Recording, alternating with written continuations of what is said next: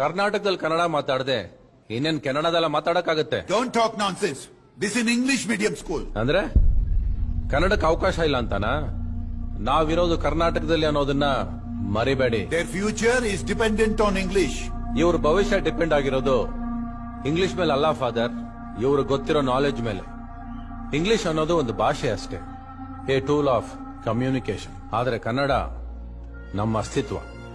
ನಿಮ್ಮ ಭಾಷೆಯಲ್ಲಿ ಹೇಳೋದಾದ್ರೆ ಐಡೆಂಟಿಟಿ. What identity?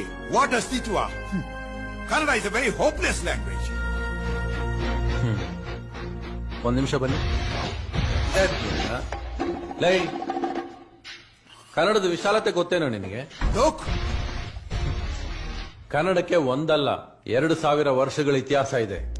2000 ವರ್ಷಗಳ ಹಿಂದೆ ನಿಮ್ಮ ಇಂಗ್ಲಿಷ್ ತೊಟ್ಟಲ್ಲಿ ನಿಪ್ಪಲ್ ಚಿಪ್ತಾ ಇತ್ತು.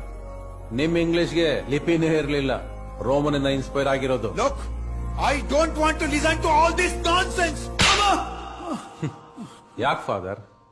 ಅಮ್ಮ ಅಂತ ಕೂಗಿದ್ರಿ, ಮಮ್ಮಿ ಅಂತ ಕೂಗ್ಬೋದಾಗಿತ್ತಲ್ಲ. ಅಮ್ಮ ಅನ್ನೋದು ಬರೀ ಬಾಯಿಂದ ಬಂದ ಶಬ್ದ ಅಲ್ಲ, ಅದು ಮನಸ್ಸಿಂದ ಬಂದ ಭಾವನೆ. ಎಲ್ಲಾದರೂ ಇರು, ಎಂತಾದರೂ ಇರು, ಎಂದೆಂದಿಗೂ ನೀ ಕನ್ನಡವಾಗಿರು.